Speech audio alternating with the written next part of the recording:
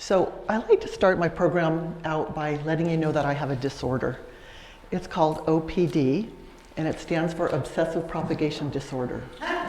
I love propagating plants, and I just think that it's magical and very satisfying to take a little piece of a mature plant and grow it out into a whole new plant.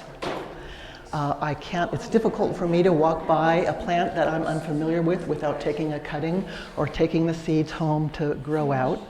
And I've been doing this since I was 16 years old when I would poach houseplant cuttings from my friends' houses. And I figure after all these years, I've probably propagated tens of thousands of plants. And with some of our master gardeners who are experienced propagators as well, we do over 1,000 plants every year for our spring plant sale, which is, by the way, held at the last Saturday in April at 8 o'clock at the fairgrounds. If you're an avid gardener, you shouldn't miss it. So today, first of all, how many of you have propagated plants? Quite a lot of you. How many have done it using a stem cutting? And what have you propagated? Hydrangeas, sunshine lycostrums. There's a red one in my yard working on that, portobellones. Okay, anybody else? A rubber tree. What is it? A rubber tree. Oh, okay. And what about using leaves? How many of you have propagated using leaves? Yeah, some type of succulent. Okay, yes, I call succulents. it jade plant. Yeah, succulents are super easy. Okay, so today we're going to focus on stem and leaf cuttings. I'm going to start by just doing a quick overview of the different types of ways to propagate plants. There's a lot of different ways to do it, just so you kind of have a sense, if you don't already know, of the different ways to do it. And then I'm going to focus on the stem and leaf cuttings. I'm going to start with stem cuttings. I'm going to talk about the different types of cuttings there are, what time of year you take them, and how fast you might expect or how easy they might be to propagate. And then I'm going to go through the mechanics of setting up your stem to grow out a new plant.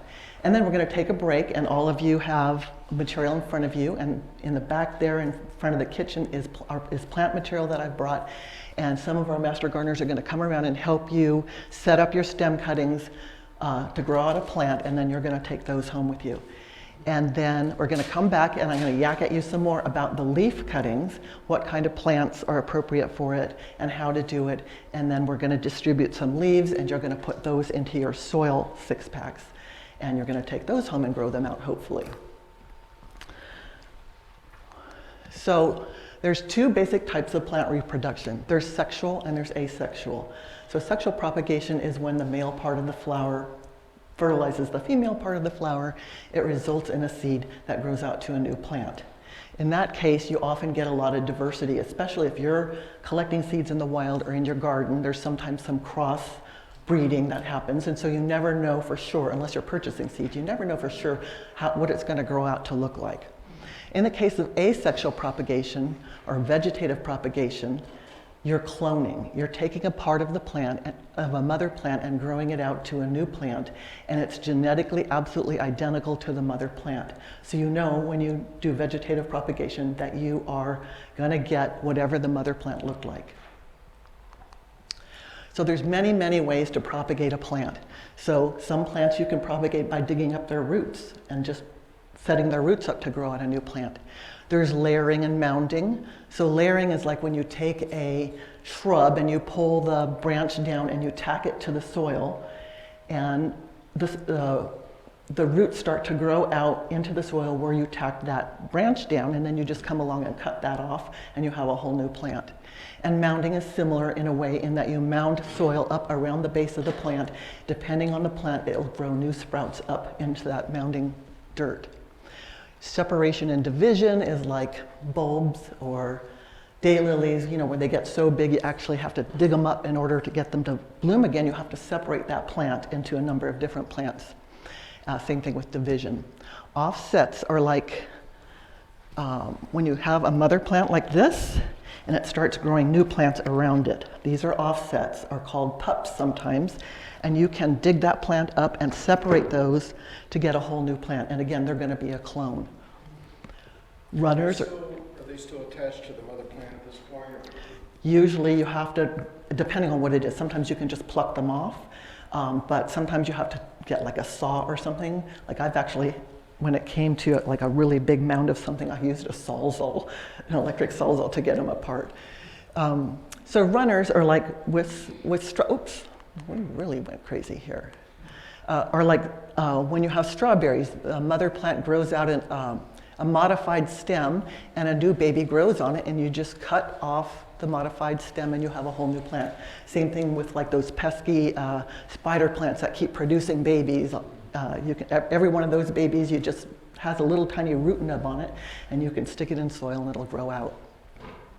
Grafting and budding isn't technically making a new plant, but it's taking a part of another plant and attaching it to a mother plant, often because the plant that you're putting onto that mother plant is more desirable than the mother plant, and the mother plant might actually have a better root system, and you'll get a better product in the end. A lot of fruit trees are done that way. Okay, scaling, chipping, scoring, scooping.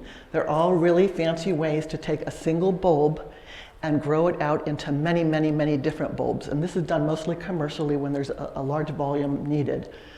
And then finally, stem and leaf cuttings, which is what we're talking about today. And by the way, feel free to ask questions as you go along. So there's basically 4 types of stem cuttings. There's herbaceous, which are those very tender leaves, basil, geraniums, tomatoes, oregano, mint. All of these are considered herbaceous plants. They never get woody, or if they get woody, it's just the very base of the plant that gets woody that's very old. Herbaceous cuttings are super easy to do. You can mostly do them in water, so we're not going to spend a lot of time on those today. We're going to work on the ones that are a little more challenging, and those are the softwood, semi-hardwood, and hardwood cuttings, which is all the other plants that aren't herbaceous. So softwood cuttings are the tip of the stem that grows out in the spring when it's like that fresh, lush, green, new growth that's growing really quickly. That's a softwood cutting, and it's always taken in the spring. A semi-hardwood cutting is a cutting that's more further down the stem and it's hardened up a little bit. It's still flexible, but it's not that soft, beautiful, tender stuff that happens in the spring. And then finally, a hardwood cutting is the really hard old wood from a plant, and you would propagate that in the fall or winter. So I gave you that handout here to give you a little tip to take home and refresh your memory about when the different cuttings are taken and how easy they are to grow and how long it might possibly take and whether they need humidity or not. So just to make it a little clearer, I took this little ceanothus from my garden and wanted to show you that. Let's see if my pointer works. Here, you see from here to here, it's bright green. That's a softwood cutting right there. From here to here, it's a little darker, it's a little firmer, it's still flexible. That's a semi-hardwood cutting, and that's usually either this part that's grown out until later in the season, or maybe last year's growth. And then this is a hardwood piece of the cutting, and this is probably at least maybe a year or 2 years older, maybe even older. Does that make sense? Okay. So softwood and semi-hardwood cuttings are handled exactly the same. Hardwood cuttings are handled completely differently. So basically, you need to always make sure that you have a disease, insect, and stress-free plant. So it's a good idea, if you have any control over where you're getting your cuttings, to water it maybe the day before. Somebody unplugged me. No. All right, I'm just going to keep talking at you without the PowerPoint. So, as I said, well, sometimes you're out in the field in somebody else's garden, and you don't really have any control of whether the plant has been hydrated the day before.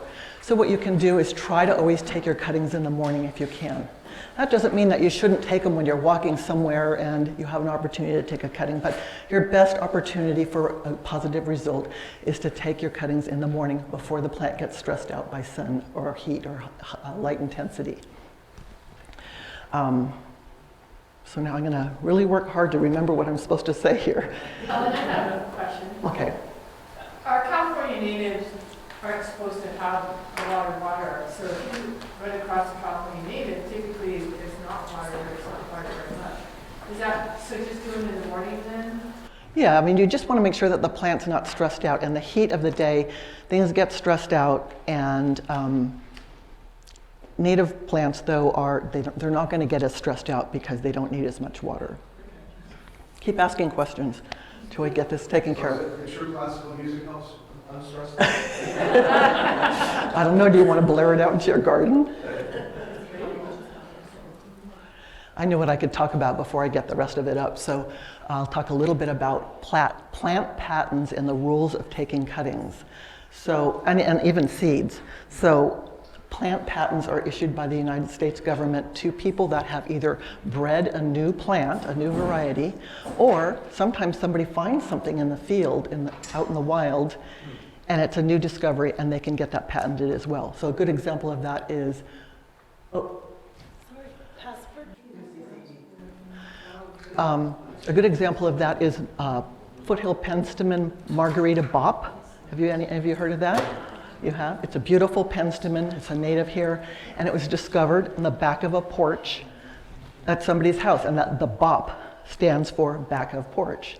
So he actually got that patented, and so patents usually last about 20 years, and it allows whoever, the person that bred the plant or found the plant, to make money for 20 years. So it's illegal for you to propagate a patented plant.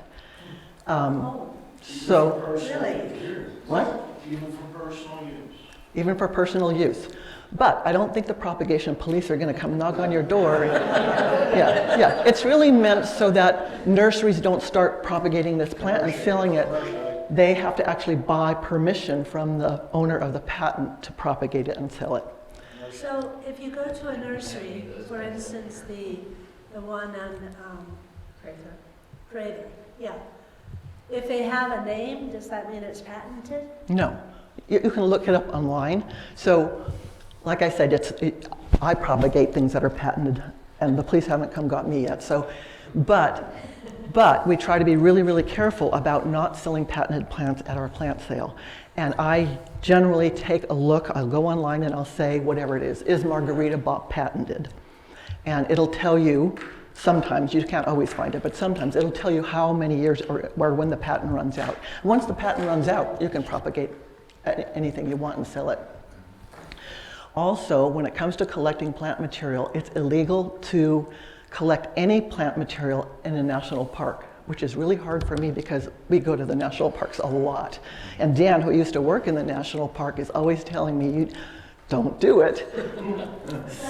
At state parks, it's not legal to collect cuttings or dig up plants, but I wasn't clear when I read the regulations whether it was legal or not to collect seeds. So just ask a ranger. In BLM land, Bureau of Land Management, you can collect whatever you want as long as it's for personal use. And then finally, in somebody else's garden, I mean, I'm notorious for walking down the street and seeing a potted plant in front of a store and wanting to take a cutting of it. You too? Yeah. So just ask permission. I have never had anybody tell me, no, you can't take a cutting or you can't take the seeds, because they're simply tickled that you like their plants and they're more than willing to share. So where are we on this? As far as getting permission, if you're doing seeds, you're not cloning the plants. That's right, so I forgot to mention that, thank you.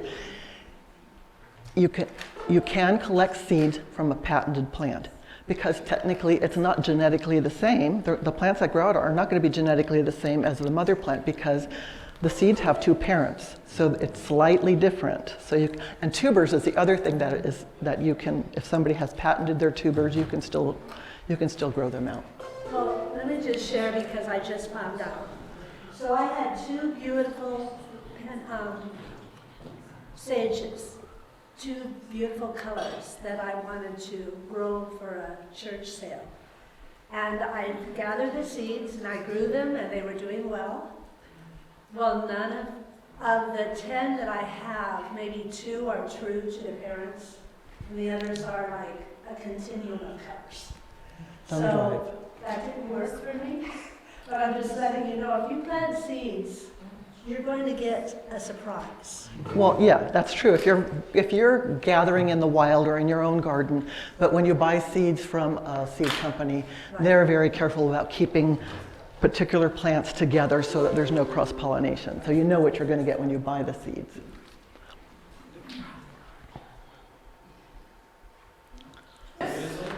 Okay, we're ready. Sorry about that.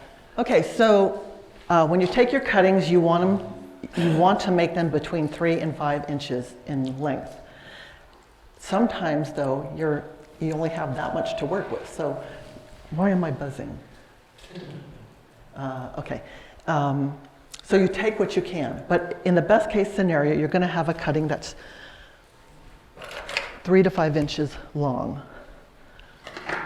And when I say here, with one node in the bottom and one node in the top with the leaf intact. So here's what a stem cutting looks like. When I talk about the nodes, this little area here where the leaves come out is where there's a node. And up here where the leaves come out is a node. So when you remove these leaves, you want to remove them really tightly to the stem, and in that node are specialized cells that do whatever the plant needs it to do. It'll grow a new bud, it'll grow leaves, it'll grow roots. So when you take your stem cutting, you want to make it 3 to 5 inches here. You're going to take off all these lower leaves. And I like to use my fingernail to get as tight as you can. You don't want any nubs. You really, really want to expose the node as best you can. And then, so you keep removing the leaves, and you want to leave a few leaves at the top, and you want to take any kind of flower or bud off of it, because you want all of the energy to go to producing roots, not reproducing seeds. Or producing seeds. And then sometimes you have plants that have really, really big leaves, and so like a camellia is a good example. And you have some cuttings back here that have really big leaves. You can cut those leaves completely in half horizontally. It's a trick to have just the right amount of leaves, because the leaves have to absorb the humidity that you're going to provide, because there's no roots, so they don't have really any water to absorb, except for the little bit that you're giving it. And so it has to also absorb through moisture through its leaves, but it also still needs to photosynthesize. It still needs light in order to continue growing. So you don't want too many leaves because you'll stress the plant out, but you need enough for it to survive. So remove all the flowers and buds like I said, and then you're going to have cuttings back here. You're going to give it a fresh cut 1/4 of an inch below the node.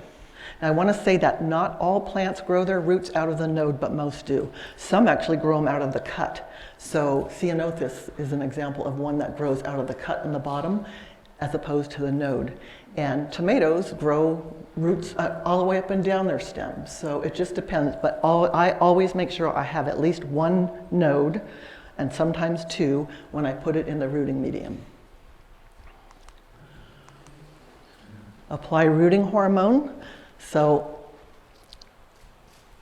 I use any old rooting hormone will work. Anything that you can get at the nursery or at a hardware store. It comes in powder form and liquid form. I use the powder form. It doesn't really matter. So you would take your stem and you would dip it into the rooting hormone, and on your desk, on your table there, you have a little packet of white stuff. It's actually rooting hormone. And so you're going to make sure the node is covered. And then I have moistened all of your rooting material, your rooting medium. I use perlite People use different things. They use vermiculite, they sometimes use sand and soil. I just like perlite for a number of reasons. One, it's inexpensive, it's lightweight, it's easy to store, and magically it sheds water and holds just the right amount, but it also wicks up water just the right amount. So when you put your 6-pack or whatever your pot is into some kind of little saucer with a little bit of water in the bottom, it's going to continue to wick up just the right amount that your stem cutting is going to need. So I like to use these because I'm labeling with these, and I just put a hole in it.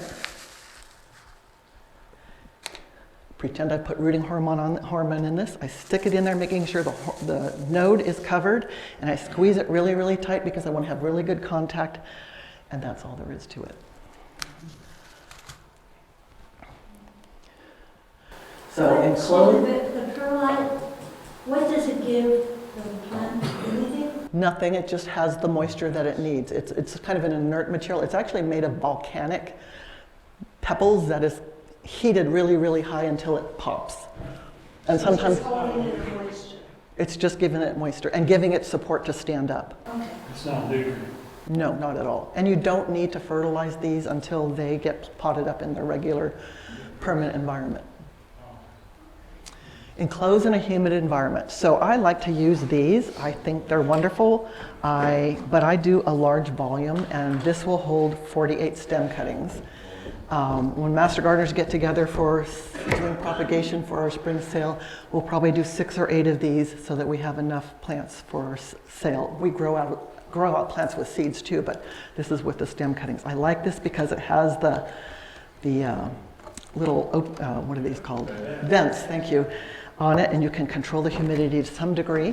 But of course, you're probably not going to want to invest in something like that. So you could do something like this, these old salad containers that you buy at the grocery store, and then you feel guilty because you're throwing your plastic away. You could put these together like that and rubber band them or clothespin them together. At the very least, everybody has a little plastic bag on their table. And so when we're done today, you're going to put your cuttings in the plastic bag and use your twist tie to tie it off. And that will provide the humidity that it needs to start with. Do you run heat with that, the heating pad? No. I have in the winter when it's really, really cold, which isn't an optimum time to propagate plants. I should go back and say that, I said that the softwood cuttings get taken in the spring. The semi-hardwood cuttings can be taken any time of the year, but the best time of year, in my experience, is April here in Mariposa and October. It's warm enough. It's not too warm. I usually keep the cuttings in the house just to keep an eye on them. But when you start trying to propagate in the cold of winter, it's not very successful, and so sometimes a heating pad will help with that. If you just happen to run in cuttings, some plant somewhere that you want to have the cuttings of, and it's the dead of winter, that's maybe what you would do. I will also say that before I started using humidity domes or putting it in plastic or whatever, I didn't know any better. I just used a spray bottle, and I would go by and spray the cuttings 3, 4, 5 times a day, mist them, and that worked. It didn't work as well as putting it into some kind of humid environment. So maybe half of them didn't make it, but it works if that's all you have. Provide bright light but not direct sunlight. So like I said, it still has to photosynthesize, it still needs the light, but if you're giving it direct sunlight, it's too intense for it and it will stress it out and they'll die. So a bright window somewhere, but not direct sunlight. So after a few weeks, you have to wean them from the humidity. And the way you do that is you take your dome off or you open your bag maybe for 5 minutes and then you close it back up. And then the next day, or maybe later that afternoon, you do it again. And then the next day you maybe do it for 10 minutes. As soon as the cuttings start to wilt a little bit, you close it back up. And within a week or so, you should have it completely off the humidity. And at that point, it's hopefully developing a little bit of root material and it's getting all of its moisture from the moist perlite or whatever it is you're using. water from the bottom. That's my recommendation. You can water from the top, but like I said, you never have to water from the top if you're providing about eighth of an inch to a quarter of an inch of moisture or water at the bottom of the tray or saucer or whatever you're using, because the perlite will wick it up.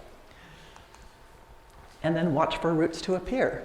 So after they've been weaned off, I start picking up maybe in the morning and looking underneath to see if anything's coming out. And as soon as the roots start appearing, it's time to pot them up. And then you have to harden them off. So does everybody know what hardening off is? Some of you do. Okay, so of course you do. You're a master gardener. So just like weaning them off the humidity, you have to get them used to the outside environment. They've been relaxing on a windowsill in your nice, comfortable house. You can't go put them out in that heavy or very bright, intense light. The wind is going to dry them out. It's going to be too hot. It's going to be too cold. So you have to put them out maybe an hour, half an hour the first day, a couple of hours the next day, until they become accustomed to the outside environment. Okay, hardwood cuttings are handled completely differently, and they're taken in the fall or winter when your plants are dormant. So you're going to take cuttings, basal basically means at the bottom of the plant, or central cuttings. So you don't use the tips or anything like that. You want to get as close to the base of the plant as you can. And if it's a tree, with a trunk, then you want to take a stem that is very close to the trunk itself. But you get as far down as you can, and the reason that is when the plants become dormant, they start pulling all their energy down into their root system to overwinter. And so you will have a better chance of getting roots to grow out, because there's going to be more of the appropriate hormones, I guess, that have been pulled down towards the base of the plant. So you want to utilize the cuttings that have the best opportunity by using the energy that's being pulled down into the plant. Orientation is critical. So I don't have any clippers here, but I did, but I don't know what happened to them.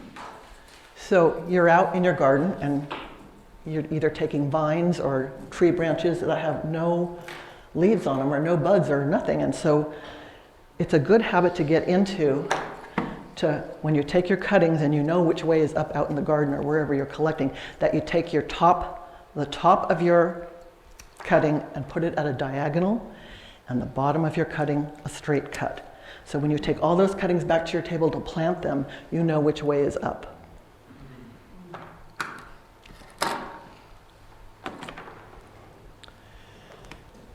Apply rooting hormone, just like the way we did before.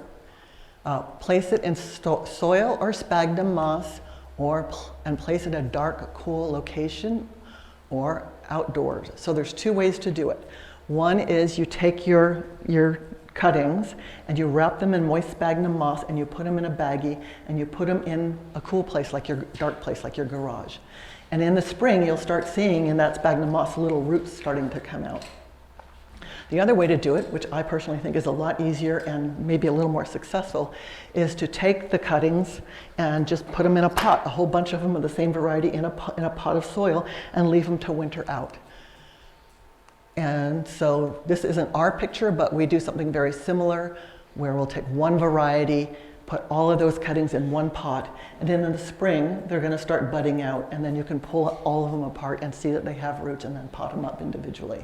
And you just leave them outside like that? Yeah, snow, rain, whatever, and it works. Okay, we're done with stem propagation, so what are the questions you might have? I'm a little confused by that. That is a vine of some kind? Yeah, it's You've made two cuts to Okay. the top and bottom? yeah. So I made the top at a diagonal, Right. and the bottom is straight. So I know, this isn't that straight, but you know, Well, yeah, you get the point. So I know when I go that I'm not going to pot it like this, I'm going to pot it like this. What is that? What is it? What is it? Virginia creeper. Virginia creeper. Where do you classify climbing rose as? Hardwood or climbing rose, softwood, or a semi-hardwood? I think it's a reference to where it gets cut, not what the plant itself is, isn't it?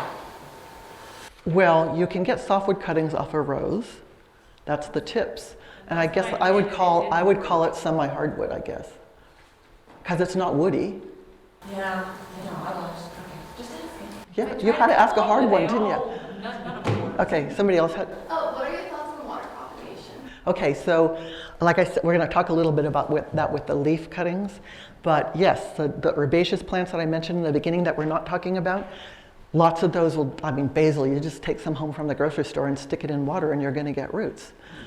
So geraniums, they're so easy, you just like pluck them off the plant and stick them in the soil and you'll get a new geranium plant. So the herbaceous plants are very appropriate for water propagation. But some of these other ones, it's hard. I wouldn't do it that way. I mean, you might get success, but it's, I mean, you don't have the rooting hormone on it because it's going to wash away. I just think it would be hard to do it that way. I have another question too. Okay. For like the hardwood plantings, is there a chance that those roots would eventually grow into each other? And would that like pose an issue? No, because once they start budding out, their roots are not that long. You know, they're probably like that. So they're not, and even if they are, you can untangle them easy enough. We do that a lot with figs and like the Virginia creeper, that's how we do our Virginia creeper. What about the thickness of the stem? Do you have to keep an eye on that? You don't want it to be too, let's say you're trying to propagate from something that's a little more mature and it's like, I don't know, a quarter, half an inch in diameter. Do you want to stay away from like thick ones? No, well, you'll see some of the cuttings we have really thick stems and some have, like the honeysuckle I brought has very thin stems. That doesn't matter, but like I went out today, I have a trumpet vine that has completely grown over the patio. And I thought, oh, I'll bring trumpet vine, but they were so spindly at the tip that I was like, no. And the internode, the space between, when they get, that matters more. When they get kind of spindly and there's a lot of space between the nodes, that's not as successful. So when I picked plants today, I made sure that we had smaller intranodes to work with. And they don't stand up as well, you know, when you're trying to stand them up in your rooting medium. How about fruitless mulberries? Sorry? Fruitless mulberry trees? Fruitless mulberry trees. Mulberry? Mulberry. Mulberry. Fruit of the mulberry. Where should you be clippings from those? Where would you get? To transplant and start more. Right, I would, same thing, the spring softwood cuttings and then the semi-hardwood cuttings. I will say hardwood cuttings are hard. They're hard to do, mostly, not all of them. Like figs are super easy, Virginia creeper super easy, but a lot of the shrubs and whatnot that you take hardwood cuttings from, it's really hard to get them to go. So if you can stick to softwood or semi-softwood, softwood is absolutely the easiest to do, aside from herbaceous. So now my cyanosis is an old plant, and it really started to come back though this year. So I have like new growth at the top, and then of course the old stuff at the bottom. Should I take from the new growth? Yes, Okay. yes. And speaking of ceanothus, don't prune it back. I mean, all that old stuff, because they'll die. They're very sensitive to heavy pruning. Yeah, okay. Anybody else? Is there any concern about that rooting hormone, like sanitation or cross-contamination? Should I measure out a small amount or can I stick it right in the bottom? Well, I'm supposed to say, and you should, but I don't always practice it, is I take like your lid and put a little bit on it and take your rooting hormone from that. But honestly, I mean, here's one of our main propagators. She's hiding behind the counter. She knows I just like stick it in the bottle and it works. You're not supposed to, but it works. And just a comment, the Heritage Rose ladies have suggested that the cutting should not be thicker than the size of a pencil. Okay. In regards to roses. Okay. I don't do roses, so that's good information. So, on elderberry, is it better to just take soft cuttings or semi-soft? Any softwood cutting is going to work better than anything else. Because, you know, the one thing I've read is, you know, to do it when they were maybe in February. When they're shooting out that new growth grows, it grows roots out really fast. They don't seem to fade or wilt well, they do wilt quickly, I guess, but It just seems more successful, and they definitely put roots out a lot faster. So this, I could try elderberry now in October From semi-hardwood. yeah. I wouldn't bother with the hardwood, it's just really Yeah, hard. okay. Yeah. Anybody else? Okay, so each of you, okay, so you're gonna, this is left, the soil 6-packs are for your leaf cuttings. The perlite ones are for your cuttings. So in the back here, they're all labeled. Each of you get one of each variety. Oh, and I forgot to mention something most important is you have tape on your table there. So don't do what I do and put a cutting in your 6-pack and then forget what it is. So take a little piece and with your marker put the name of it and then just stick it on the side there like that. And if you will forget, we have some master gardeners here, as I said, that are very experienced propagators. They're going to come around and help you determine how many leaves to keep and that kind of thing. So you want to pass those out, Barbara?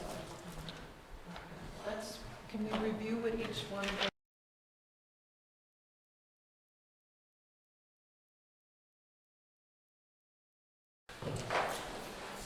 Okay, can I have your attention? I know it's hard to distract yourselves because you're all getting OPD. So leaf cuttings. Do I have your attention? Yeah. Okay, leaf cuttings. So there's several ways to do it. You can use the whole blade of the leaf and the petiole or petiole, depending on who's talking, where you put this whole thing right here into the soil and new plants grow out right there. Or in some cases, you could just use the leaf blade and cut the petiole off, and you put your leaf either standing up or, depending on the variety, laying down into the soil. In some cases, you could do leaf segments where you're actually cutting a piece of the leaf blade off. And in some cases, you're laying the blade flat and you're making cuts in the vein, and new plants will grow out of those cuts. Generally speaking, it only applies to houseplants, with a couple of exceptions. Like, I couldn't think of very many. Gloxinia is one that's an outdoor plant, and I think there's a couple of others, but I had a hard time coming up with anything except for houseplants. What? Cactuses? Yeah, you take a blade off or a Right. leaf off a cactus, lay it on the Well, ground. but it's not really a leaf. Okay. That's why I didn't bring any cactus today. Okay, so sort of the same rules. You're going to water the plant if you can the day before to make sure it's well hydrated and not stressed out. If you can, use younger leaves. Use the rooting hormone if desired. I never use rooting hormone for leaf cuttings, and it seems to go just fine, but if you want to be diligent, you should use the rooting hormone. Place the leaves in the rooting medium, and that can be any number of things: soil, sand, sphagnum moss, perlite, could be vermiculum, and in many cases just water. I just use soil, and that's why I provided 6-packs for you that just have soil in them. Place the cutting in a bright but not direct light for the same reasons that you don't put your cuttings in direct sunlight. Okay, so these are the kinds of plants that are appropriate for a leaf blade. So we tried to get African violets for you today, but I think Zara went to 3 or 4 stores. I went to 3 stores. Nobody had African violets. So we brought you some other things. Begonia. So begonia, I brought begonia leaves, and Adrian's here cutting them up for you right now. So sometimes with a begonia, sometimes with a begonia, you can just lay the leaf flat onto the soil, and that little point where the petiole comes out, new plants will grow. Succulents, they're super easy. I usually stand mine up in rows because I do a whole bunch of them, but you can literally just throw them on the soil and new plants will grow. And I love these things because it assuages my guilt of buying my lettuce in a box. Christmas cactus, so this is a Christmas cactus, and you can just take, you see how they have all these little segments on them? If you just take a single segment like that, you stand it upright and it will grow a new plant. And this was grown from a single segment. And so we're going to give you some of those today. Sansevieria, which is known as mother-in-law's tongue. This was also started from a cutting. So in the case of Sansevieria, you can do it a number of different ways. You can take the whole leaf blade, you can stick it in water, or you can stick it standing upright in the soil. We're going to do it a different way today. Here, Adrian. Adrian. Peperomia is appropriate for just using the leaf blade. Let me take one of these right here. So you can do peperomia by cutting the petiole off. We're providing you peperomia leaves today. Or you can cut the petiole completely off and stand it upright, or you can leave the petiole on and it will grow a new plant right at the base of either the blade or the petiole. And then aloe vera is another good example. So leaf blade and petiole, African violets work great that way. Here's African violets. Peperomia and begonia can be done that way. Leaf segments, so here's Adrian cutting up that blade I just showed you. And like I said, if you look at this plant, the little tiny segment that I started with down here is still there.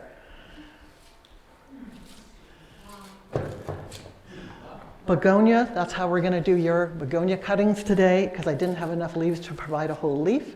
So we're cutting our begonia leaves in half, and as long as you have a vein on that segment of leaf, you can lay it down, and that's what your bobby pin is for. You can pin it to the soil, and it will grow a new plant right out where that vein is. Split vein is another thing that is done with begonia when you want to have a number of plants come out of the leaf. So you lay the leaf flat, and you take a knife and you cut right across the vein, and you cut all the veins 1 or 2 times, and out of that vein, every single vein will grow a new plant. And then finally, house plants, many of them start just fine. For years I started African violets just putting the whole blade and the petiole in the soil. Begonia can be done that way. This is a begonia right here. Sansevieria, again, you would take the whole blade and put it in the water. Peperomia, just like an African violet. And Christmas cactus, again, you would probably take a longer piece, like something like this, so that you have something that'll actually stand up in the water, since the segment would be too small. And we're going to pass these leaves out to you, and we're going to come around just like we did last time and show you, refine your technique. This is what I usually finish with, but I've already gone over this with you, so I'm not going to go on any further. That's my part of the lecture, except that I want to say OPD is extremely contagious. And once you get successful at propagating plants, hopefully you won't be as obsessed as I am, but it's really satisfying. And if you're a home gardener, there's nothing better than free plants to put in your garden. Okay. Question? Helen, after we do these leaf cuttings, do these also go in a plastic bag? They don't have to? No. You don't need the humidity. You don't have to give them the humidity that you do with the leaf cuttings. Or at least in my experience, I've never ever put them in humidity. Any other questions? Yeah, when you put the leaf on, how do you make sure it remains connected to the soil? Well, if you're using a petiole, that's a little like stem-like. That's easy enough. You would make like a little, like if you're doing an African violet and you're just using the blade, you would actually just stick the base of the blade into the soil and firm it around there. Does that answer your question?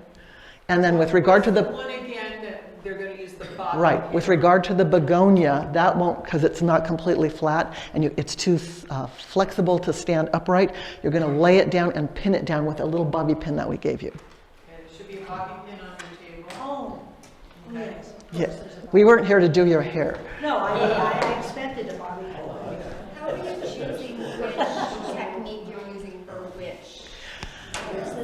I don't think it really matters. It's like in this case with the begonia, I can't provide you with a whole leaf, so you're just going to use a segment.